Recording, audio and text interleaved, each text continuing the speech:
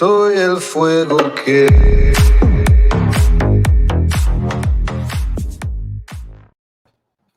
Hi, everybody. Welcome back to your Realtor Sensei show.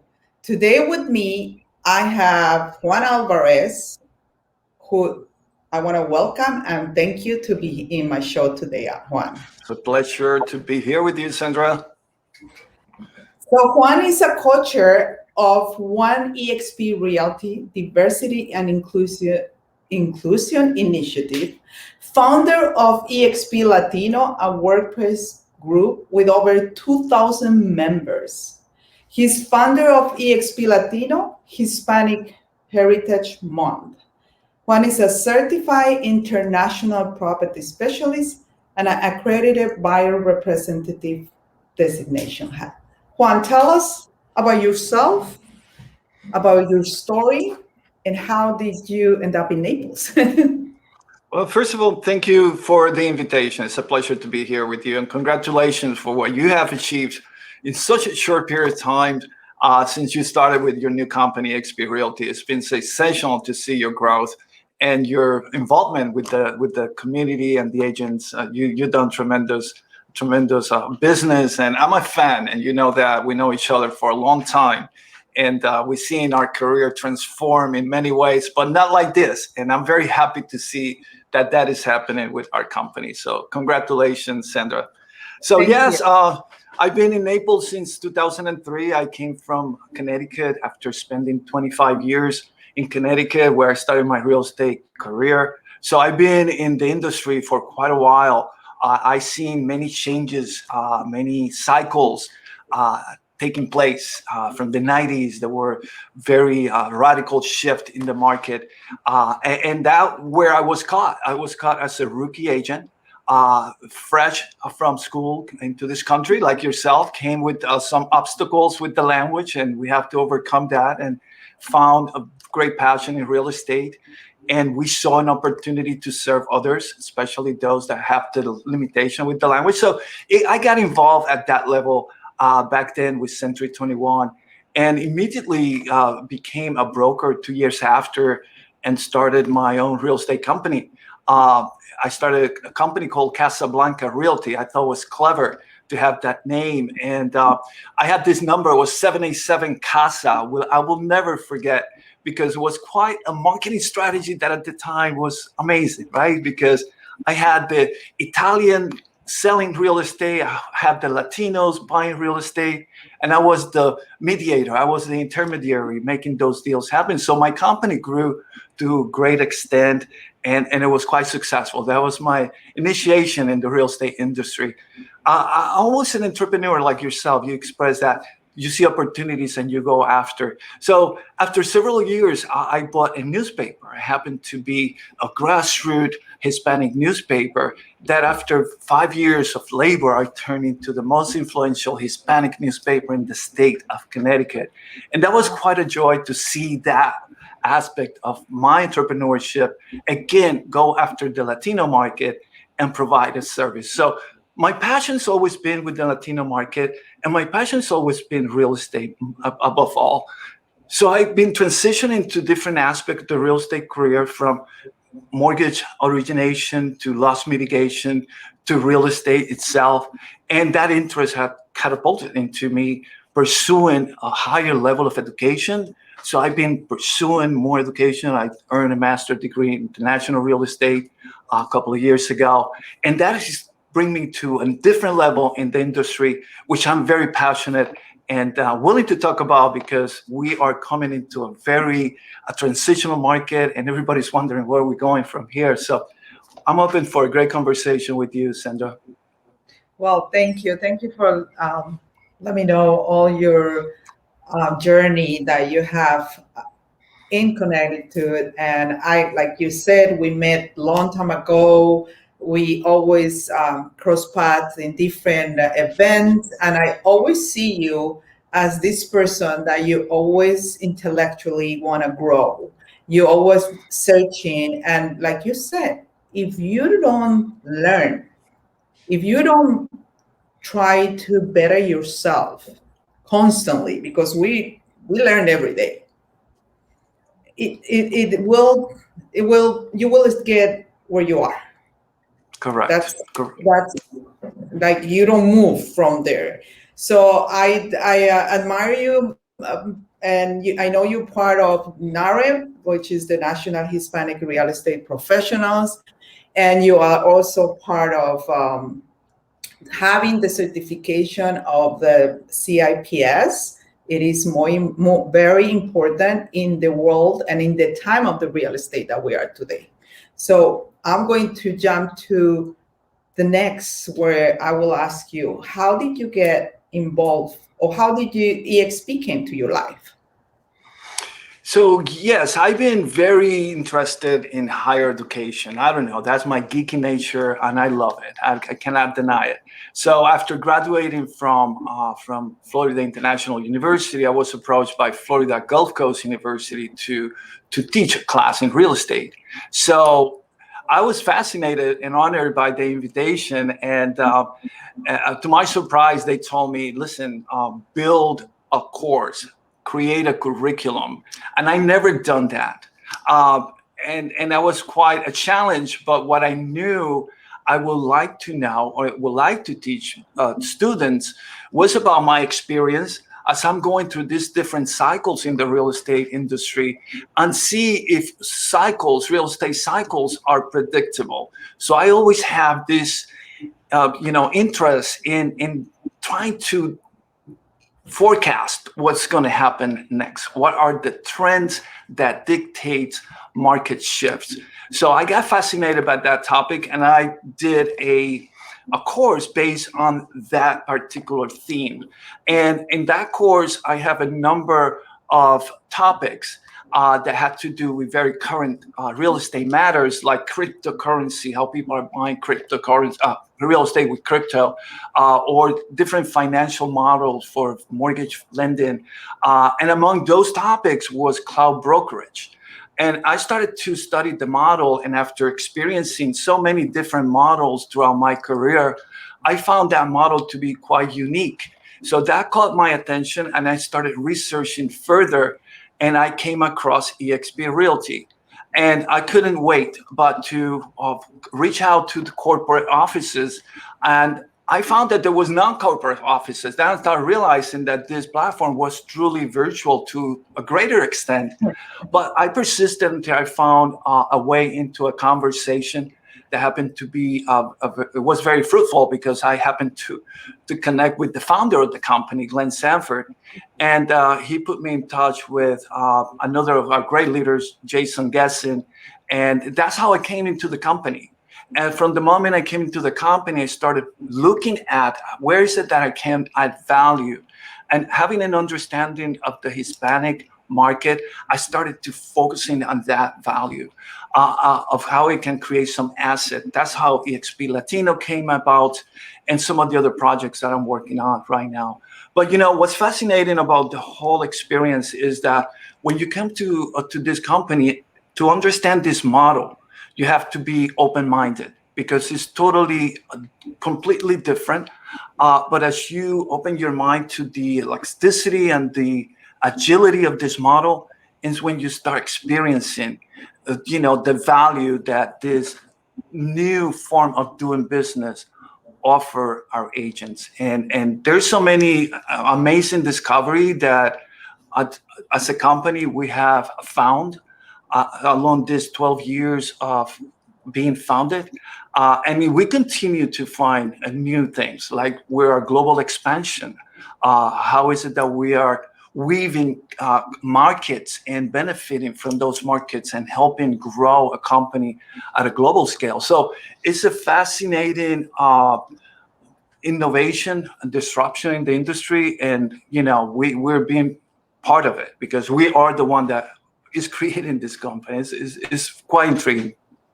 It is, yes. If we start to talk about that, I think we will not end the conversation, because it's that's right. So you mentioned global. How many countries are open? EXP is open. So my understanding, and as of last week, we had 17 countries already as part of the EXP family. The latest, as we know, was Panama, and that's interesting enough. Is the the fifth country, Hispanic descent or Spanish language, which makes it very interesting because once again, this Latin hemisphere is one that is of high interest to real estate and to international markets. So we have a really good entry into the Hispanic market as well as some of the European markets, and the growth will continue. We have a vision to reach 1 million agents across the globe, and open more than 100 countries. So we are on task. Wow, that's amazing. How many agents do we have now in EXP Global? Yeah, the speed of growth of EXP has been exceptional. When you look at curve and graphs and growth pattern, we're the fastest growing company in the history of real estate. Right now we have, I don't know if it's official, but it's just on that point of 60,000 agents. We're growing at a rate of close to 1,000 agents a week, and it's nonstop. It is incredible growth, and it's due to the fact that we're not restricted by brick and mortar. That makes that growth so exponential and so rapid. Yes, it's true. And when you said global, yesterday I participate in Zoom with the Panama leaders. And it's just amazing. I'm like, I didn't know them. They invite me. I was there. And just the fact that as a real estate agent, you're meeting all these leaders from different countries, it's amazing. It's just like, I'm like, wow, I'm so excited because you see their energy. There were some leaders from Ecuador, there were some leaders from Colombia, and they were talking on also how they can expand EXP in Ecuador, because Ecuador, I have commitment to help to open my country. And I have been talking already with many agents over there because I need to get the people, but I am committed to that. It's just amazing. It's very exciting.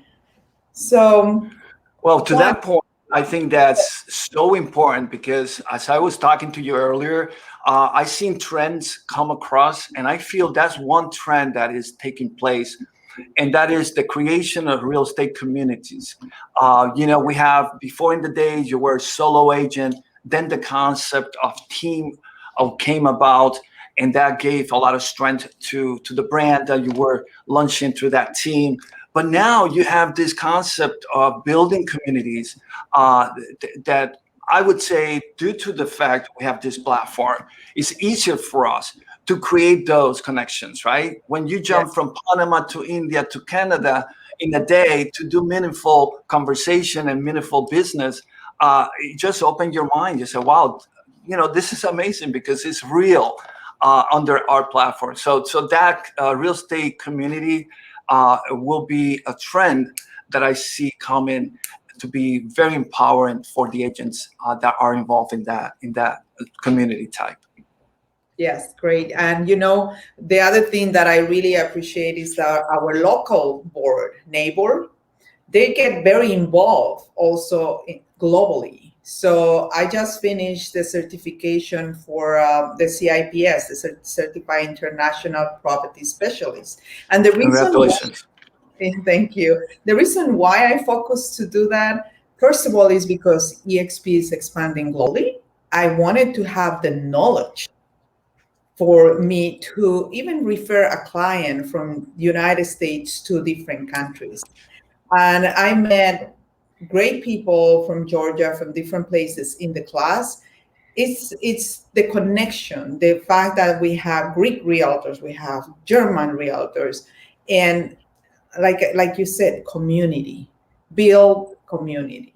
And EXP is expanding that community as well, and I love it. Very Yeah, happy. yeah. And what's really interesting is that process and that business relation with international market, as I say, is no longer esoteric, right? It's no longer something that you think and mysterious and mystique, and you don't know how to do it or what to do because you don't have those connections. But what happened is that through our platform, you don't only connect, but you have this sense of presence when you are in the world, collaborating, learning, exchanging ideas. When you are in workplace, reaching out to people from other countries, asking how is it that we can connect and refer business one another. I mean, when you are involved in that culture, it's when you realize that, hey, it's in a matter of a second that you can shift your mind and start talking international real estate in a meaningful way, right? And that's what we all experience. And that's the discovery that you have once you make that decision to come on board, right? So people are seeing our model from the outside, say, I don't understand these cartoony things, but it's more than that. It's truly a communication tool. It's a mechanism to build communities and to do business at a higher level, in this case, global. Global. Yeah, yeah.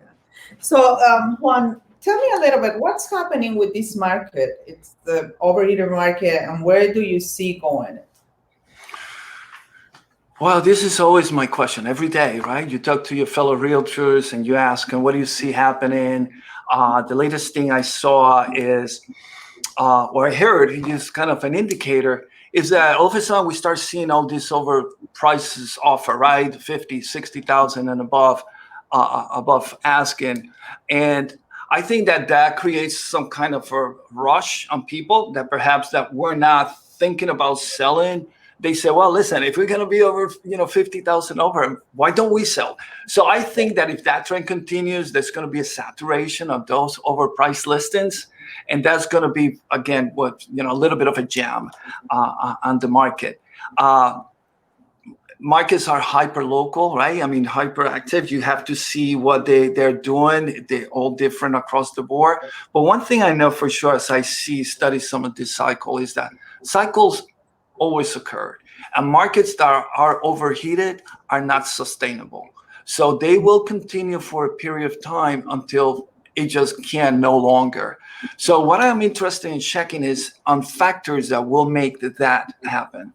And there's a number of factors that I look at, and they're very, obvious to many, right? We live with them. Sometimes we don't think about it, but they're very, very in front of us. And those are legislation. When legislation changes, that could have an impact in the marketplace. Interest rate. We know that when interest rates start to be discussed, every realtor is on the look to see what the market's going to head. We start to look at factors a little more detail as rentals. We have to see what the rental inventory is doing. We look at, default REOs. We look at absorption rate, how much the inventory is being consumed. Right now, everything sells immediately, right? But if you follow the absorption rate of the market, you might see that listing might start to stay a little longer in the market. That's an indicator. So when you start looking at those factors, you can kind of start preparing yourself for a shift, right? So if your marketing plan is working today, just be prepared to change it, because with those shifts, you're going to have to adapt a new marketing strategy. So yes, you have to understand and be aware of the market, also educate yourself and relate to others that have the experience, right? And that's what we do. Yeah, it's very important. And everybody asks buyers, sellers, new agents, agents that experienced agents, what is going to happen? Where are we going? Should we be worried about? What would you say to all the people that are asking that? So I think there's a big interest for housing. I mean, the demand for housing is going to remain. The inventory we know is short. How much new constructions are coming into the pipeline? Those things are. There's going to still be, a demand for real estate. I think that after this trend or this shift, what happened with COVID. There's a new normal, right? There's a new sentiment for real estate. We saw people moving from the dense areas to the suburbs. I hear now that they're going back because they love the cities, and so it's a whole different scenario for the after COVID effect on real estate and the mindset of people and families. So I think that the real estate is going to continue to be a high and desirable asset that people are going to go after. So it's just controlling that market, so the market is not overheated. It's not, in a way that it was back in 2008, where the market was so distorted that it collapsed. So we have to be mindful of those situations, which I think it won't happen. But, there's a lot of stuff that we don't know. I mean, how much inventory is controlled by the banks? How much inventory is controlled by investors? Institutional investors have a big handle because they bought and absorbed a lot of the inventory back in the days. So there's a lot of factors that will start to show as the economy goes. And it's a little bit of a long answer, Sandra, but that's what I think about. You got to go granular sometimes and to understand, the root of what a market shift is. Yes, and also prepare yourself to, just in case, to reinvent the next step. Always keep learning, and like you said, study what is going on. Have a little understanding. We cannot only focus in we want to make money. A lot of people is like just money. No, you need to understand where you're going, what's going on in your surroundings, and also you have to get involved with the community. That's again, you see, everything is around the community. Yeah. Very much. I tell you what, I share with you over the past 3 cycles, I noticed what happened after the shift. What happened when the market was high and it came down suddenly, and what happened, how it recovered. So we've seen the aftermath of a market shift, right? What I noticed is a new generation of realtors come in that time, right? The initiation of a new cycle with new ideas, with very aggressive, desire to succeed, with a great level of assimilation of the new technology that is, present. And I see that new generation of realtors come up, and this is happening right now. I mean, I'm seeing a lot of rookie stars. I said, back in the day, experience was highly regarded because it was the epitome, right? You have a lot of experience, you're supposed to be a good realtor. But now more than experience is specialization. You have some amazing young entrepreneurs that are so knowledgeable about marketing and getting the job done, and highly professional. So that is always going to drive business. Aside from any cycle, up or down, staying mindful on production and current on technology will always carry any professional, committed real estate agent. So, I mean, you have to welcome any cycle that we're going to have in real estate because it's unavoidable. What you need to do is understand that it's coming and position yourself to adapt. Yeah, that's a great tip that you're giving to everybody that is listening. The last question will be, what would you say to these new agents, the ones that they go and get the license and they feel that they don't know what to do, they don't know where to go? So every time I encounter a new agent, and I teach at EXP and university, and we have new agents come in, and and they kind of say, I've been in the business for a day, a week, a month, and I feel so excited about that point in time in their career, because that's a blank canvas. What can you do with that blank canvas start in that moment? I go back when I started, I said, what would I have done different, right? I tell you, I will not put enough emphasis on the fact that your database is your asset. So anybody that you were in business 30 years ago, in my case, 36 years, I wish I had contact with that person as we go through life. So many great things could happen, not only personal, but also business relationship. And I realized that when my mortgage officer that I used for my first home was writing the loan for my granddaughter. I said, this guy has been with us for generations. So that's an amazing career. We don't think about that, but once we go into this industry, if we want, we can make it our lifetime career. And there's so many aspects of this industry that we can, explore. And throughout that career, if you have a systematic way of keeping up with your database and nurturing that relationship along those years, I think that's the biggest asset that you can carry on for the rest of your life as a professional real estate agent. Yes, I agree with you. The database is very important. Like you said, in the past, technology was not something that will help us as a real estate agents.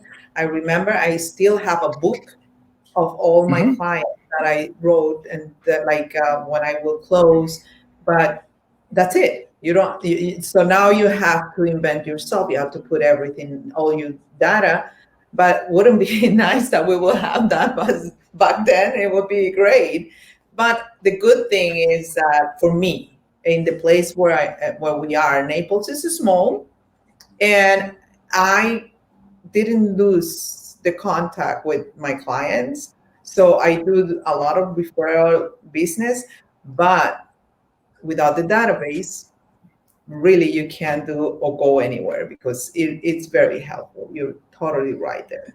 That's it. That's your ticket. I mean, that's what you really are building your business on. It's just that connection to those customers, clients, anyone you can service at that level. I think that's the beauty of this business after all. I want to touch on one interesting fact. I don't want to forget something that I just came across and truly I am exploring at a higher level, and it's quite interesting, is the fact, as I mentioned before, when I started my career focused on the Latino market, I've been tracking the Latino market for years. And I see what we know now that is very well reported by the National Association of Hispanic Real Estate Professionals in their annual report, that for the past 5 years, Latinos has been driving force in the housing industry. So I've been tracking that trend for decades. And I seen that trajectory from back in the days when we weren't a massive community across the nation, but now we are larger. We have a more economic power. We have this driving the housing market out of a recession. It's factual. The fact that when the market crashed, it was Latinos that lifted the market back. Yes. And what's going on now with the demographics and the labor that we've seen among Latinos, the projections are that our Latino market will be thriving for the next 30 years. I did some calculations of the economic power of that, and it is incredible. I mean, it's transformative in terms of the nation, the GDP, and the strength that will bring to the nation in general. So it's a very significant trend coming. So understanding that, our responsibility as real estate agents is to position ourselves at the highest level of service, at the highest level of being ready and prepared to service that community, understand that community, to advocate for fair lending practices, and for anything that is in favor of nurturing and supporting the growth of the Latino community housing industry. So I think that one of the biggest projects that we're working right now at EXP is forming that group called EXP Latino and supporting the growth and education of that group, because we feel that having that strength within our company is the best position to go and service that market that's going to be looking for quality service and the right advice in the process of purchasing a home. So it's very important that we create this environment within EXP Realty that welcome all, that give everyone an opportunity, that support their development, their career, and that provides an environment where they can go and do some business and generate some financial stability. So it's a win-win. We see this as a fabulous model to grow business. And thank you for the opportunity you've given me to relate this information to your audience. Thank you, Juan. It's very important because I am living it. I have been a solo agent for 20 years. And I moved to EXP a year ago. And if you see, production was always there, but the growth as a business owner, because that's what I am, and the collaboration that we have from the top to anybody that will reach, because it is in you. You have to reach. It's there. And it is amazing how can you change your completely life, as I did, and I can change life for others. And that's where we are. And I'm very happy. Yeah, Sandra, I just wanted to relate to that because what you're saying is so real. And I just came out of an event in Washington, D.C. last week where I met top producers that were with other companies making 40 million. Now they're making 60 million, 80 million in production a year. And I asked, why? What is it? What is the magic sauce that created that explosion in your business? Perhaps working less hours and leveraging, our technology. They're leveraging our collaboration. Listen, collaboration is such a powerful value proposition that until you experience that, you will not understand the impact that it will have in your business. That's why building communities is important, because it's one mindset, it's one business model, it's one leadership that's guiding the company. I mean, we're all one brokerage. We all have the same interest for this company to succeed. So we help each other empower your business. I mean, it is a fabulous model that is proven again and again, and it continues to prove as it goes and grows across the globe. And now we're going global, and that's huge. I will use the word huge. It is. Well, Juan, I know you have your time. Thank you very much for being my show. This will not end here. I know I will bring you back, and we will continue our conversation. Have a fabulous weekend. Thank you, Sandra. We'll see you soon. Take care. Bye, everybody. Thank you.